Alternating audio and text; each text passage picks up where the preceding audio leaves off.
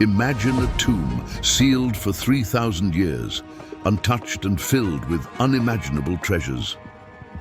In 1922, archaeologists opened the doors to this ancient sepulchre and found the legendary boy king, Tutankhamun, surrounded by mysteries and curses. The discovery promised wealth and answers, but brought with it a series of inexplicable and deadly events. What dark secret could have been unleashed on that fateful day? Join us as we unravel the enigmas that continue to haunt historians and scientists to this day. It is the only tomb found in ancient Egypt that remained intact for 3,000 years. It appeared to be full of gold and artifacts.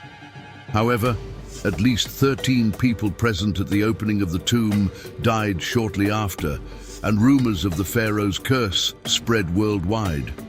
Moreover, researchers who studied Tutankhamun's tomb, examined the mummy, and analyzed the attributes around it, noticed that everything was very different from what it should have been. The ancient Egyptians believed that a pharaoh approached the gods after death and spoke on behalf of their people. Therefore, the mummification process was treated with special care, and tombs were decorated with great reverence. But why was there an exception for Tutankhamun? Why were Osiris's fingers cut off? And why does Tutankhamun's mummy continue to intrigue historians today? Why does the tomb itself confuse researchers? Archaeologist Howard Carter and his companion, Lord George Carnarvon, were amazed when they entered the tomb of the glorified king in 1922. Instead of a grand, spacious hall, they found themselves in a small, cramped room that seemed more like a storage area. The location of the tomb also raised questions, as Tutankhamun was buried far from his royal ancestors. According to ancient Egyptian beliefs, this would prevent the pharaoh from reuniting with his family to rule in the spiritual world. Let's assume the tombs of his ancestors ran out of space, but why was there not even a proper coffin for the pharaoh? Everything suggests that Tutankhamun was given second-hand items. He was placed inside a nest of 3 golden coffins, one inside the other. They all depicted the god of the dead, Osiris, lying on his back, holding the crook and flail in crossed arms. But the middle coffin had a slightly different style, and its face didn't match the faces on the other 2 coffins or the face on Tutankhamun's funerary mask. Egyptologists hypothesized that among the 3 coffins, this middle one, along with some of Tutankhamun's other funerary items, was initially made for the mysterious Neferuaten.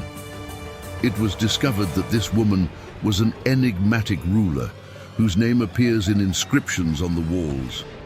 Apparently, she lived during the time of Akhenaten, Tutankhamun's father, but died earlier and was never able to assert her authority, being lost to history. Additionally, the embalmers had cut off the projecting part of the coffin from the sarcophagus, preventing the lid from closing properly. Later, archaeologists found fragments of Osiris's severed fingers at the bottom of the sarcophagus. Nothing could erase the fact that Tutankhamun was buried in haste. After all, archaeologists found evidence of last-minute adjustments everywhere, indicating that the tomb itself was intended for another dignitary. It's likely that the pharaoh died suddenly and no one was prepared for it. But what caused the pharaoh's death? There are so many theories that it's hard to pick just one. Tutankhamun was the child of 2 siblings, and as a result, he inherited genetic defects, including congenital clubfoot. He limped his entire life and used a cane for mobility. In fact, 350 finely painted golden canes were found in his tomb. He also had a weakened immune system and brittle bones. Traces of malaria were found in his mummy. Despite his health issues, the young king enjoyed life and riding chariots. Perhaps that's why his mummy's leg was broken. But it's still unclear why his heart was missing, as the Egyptians never removed this organ, believing it to be the center of a person's mind. Tutankhamun's mummy is generally of poor quality, with a massive incision, unlike any other mummy, stretching from his hip to his navel.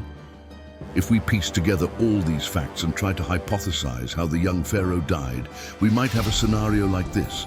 The boy king, with a severely weakened immune system, was riding a chariot when he fell.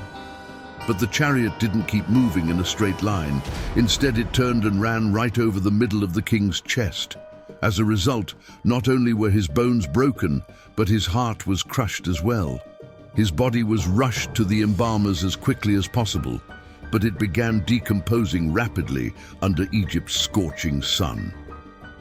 Of course, Tutankhamun's tomb wasn't ready, so he was placed in a cramped chamber. His body was carelessly handled and poorly mummified. All the traditional rituals had to be abandoned, and the space where his heart should have been was filled with a handful of scarab amulets. 3,000 years later, archaeologists found him, and to make matters worse, displaced a fragment of his skull while removing the poor mummy from its coffin. But the list of strange accidents doesn't stop there. On top of everything, Tutankhamun's mummy was burning. Egyptologist Chris Naunton and a team of forensic scientists conducted a virtual autopsy of the young pharaoh in the Channel 4 documentary Tutankhamun, The Mystery of the Burnt Mummy. Further analysis of the mummy's flesh fragments showed that it had been ignited or burned, but it's unlikely that someone intentionally set the king's body on fire. First, the ancient Egyptians wouldn't dare desecrate the body of someone who, even in death, influenced their fate. And second, the mummy was burned while still sealed inside its coffin. It's hard to deny the existence of a curse under these circumstances, isn't it?